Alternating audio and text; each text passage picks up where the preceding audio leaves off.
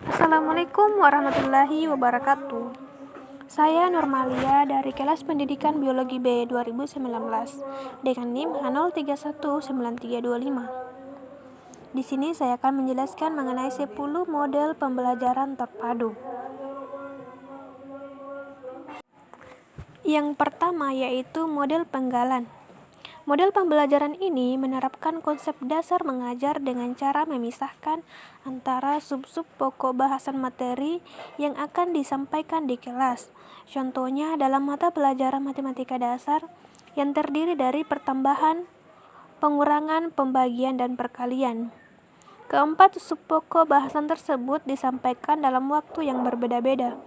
Tujuannya agar murid lebih paham dan menguasai pelajaran. Yang kedua yaitu model keterhubungan. Model ini adalah salah satu dari 10 model pembelajaran terpadu yang banyak diterapkan di sekolah dasar hingga menengah. Sistemnya yaitu dengan menggabungkan pokok-pokok satu mata pelajaran dengan mata pelajaran yang lain yang relevan. Dengan demikian, siswa dapat mengaplikasikan dan memahami materi dalam peristiwa konkret yang terjadi. Yang ketiga yaitu model saran.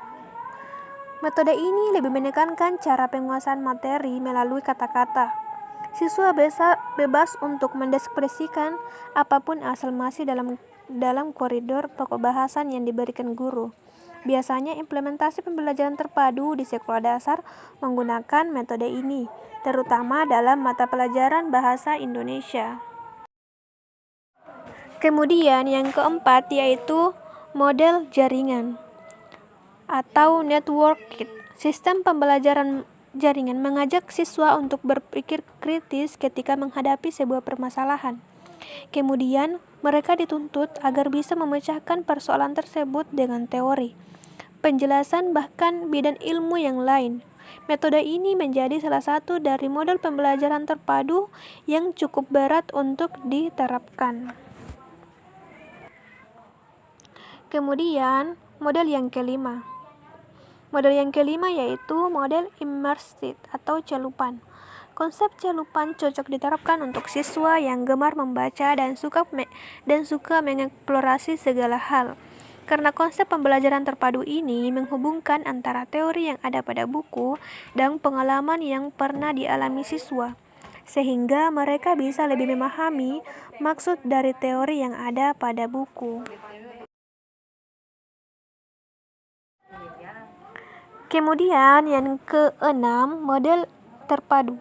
Model pembelajaran terpadu menurut Robin Fogarty adalah salah satunya yaitu integrated model. Model ini biasanya diterapkan pada sekolah dasar. Contoh yang sering kita jumpai yaitu pada buku teks matematika anak SD yang memberikan contoh soal cerita berlatar kejadian sehari-hari. Secara tidak langsung, pada soal tersebut tersirat butir-butir mata pelajaran bahasa Indonesia. Yang ketujuh yaitu model galur atau benang. Metode ini menekankan pada keterampilan berpikir peserta didik untuk memprediksi kejadian berdasarkan fakta yang ada. Biasanya model galur diterapkan dalam konsep mengajar bahasa Indonesia. Siswa bisa diajak untuk memprediksi sebuah cerita novel setelah membaca sebagian cerita secara runtut. Kemudian, model yang kesembilan yaitu model shared atau bagian. Model ini digunakan untuk bidang ilmu yang kajiannya sama tapi nomenklaturnya berbeda. Tujuannya untuk mempermudah siswa dalam belajar dan menyederhanakan bidang ilmu.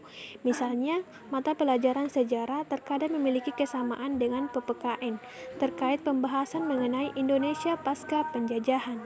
Kemudian, model yang ke-10 yaitu model rangkaian. Cara menerapkan model pembelajaran terpadu cukup sulit untuk dilakukan, karena dalam satu pemaparan, guru harus mampu mengaitkan pembahasan mata pelajaran yang satu dengan bahasa yang lain. Contohnya, ketika sedang menjelaskan tentang sejarah proklamasi, diselipkan beberapa butir pemahaman mengenai butir-butir PPKN. Biasanya, konsep rangkaian dijadikan sebagai model pembelajaran terpadu di sekolah dasar. Itulah tadi 10 model-model pembelajaran terpadu. yang bisa saya jelaskan. Lebih dan kurangnya mohon dimaafkan. Wassalamualaikum warahmatullahi wabarakatuh.